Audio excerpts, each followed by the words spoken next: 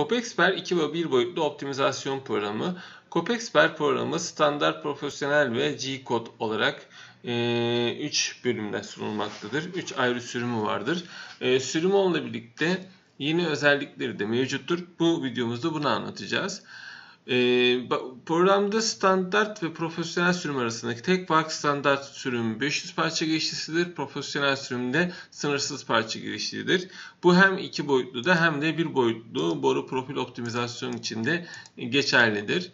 2 boyutlu optimizasyonda standart ve profesyonel sürüm arasında bir fark da profesyonel sürümde DXF dosyası oluşur, standart sürümde olmaz.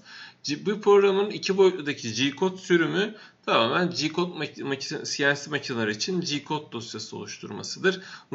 CNC router ve plan ebatlama makinelerine göre G-Code dosyası oluşturur. Özellikle bu kısmı bu videomuzda anlatacağız. Herhangi bir kayıtlı projeyi seçelim.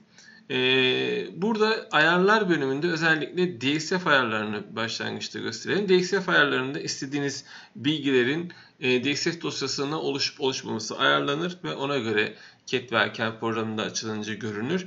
G-Code ayarları da makineye göre bazı G-Code diziliş biçimleri değişebilir.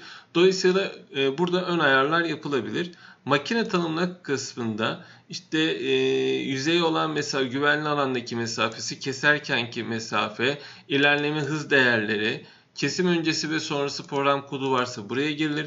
Başlangıç ve bitiş program kodları buraya gelir ve router mu ebatlama diye seçilerek kayıt işlemi yapılabilir. Bizde 2 tane kayıt mevcuttur. Ebatlamaya göre yapılmış bir kayıt ve router'a göre yapılmış bir kayıt. Bunlar G-Code dosyası oluşturulduğunda dosyaya eklenecek verilerdir. Gerekli ayarlardır da diyebiliriz. Şimdi ekstra yeni deyip yeniden bir CNC makine G-Code tanımı yapılabilir. Burada yapıldıktan sonra seçildikten sonra mesela G-Code ebatlama için G-Code seçelim. Seçildikten sonra kaydet diyorsunuz ve kaydet işleminden sonra da o seçtiğiniz ayarlara göre G-Code dosyası oluşacaktır. Şimdi burada bir hesaplama yapalım. Şimdi bu CNC router'a göre bir G-Code dosyası oluşturduğumuzda gördüğünüz gibi 3 tane optimizasyon sonucu 3 tane levhamız var hesaplanan ve bununla ilgili de CNC dosyalarda bu şekilde görünmektedir.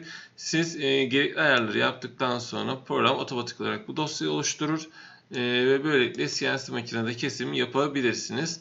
Aynı şekilde CAD ve CAM programlarında da açmak için DXF dosyası oluşturabilirsiniz. Mesela herhangi bir DXF dosyasını oluşturulan dosyasını açalım. CAD bizde AutoCAD olduğu için AutoCAD'de açılmakta. Buradan da gerekli tanımlamaları yapıp yine CNC makinesine yönlendirme işlemini yapabilirsiniz. Hemen bunu da gösterelim. Şu şekilde geldiğini görürsünüz. Böylelikle artık programda CNC makineler içinde direkt G-Code dosyası veya bir DXF dosyası oluşturabilirsiniz. Bir de G-Code ayarlarında mesela ebatlamaya göre G-Code'u gösterelim. Yine hesabı sefer mobilde değil de kompozit olsun. Gerçi kompozit genelde router'dır. Router makineleri içindir ama fark etmez. Bu da başka bir örnek. Burada bir şey daha göstereceğim. Artık versiyonlarla birlikte, sürüm onunla birlikte kesim adımlarını da göstermektedir. Tabi bu ebatlama mantığına göre bir kesim ayarıdır. Yine G-Code dosyası oluşturursanız da bir CNC ebatlama mantığında G-Code dosyası oluşturur. Bu videomuzda özellikle yeni program için sürüm onunla birlikte gelen yeni özellikleri anlattık. Teşekkür ederiz.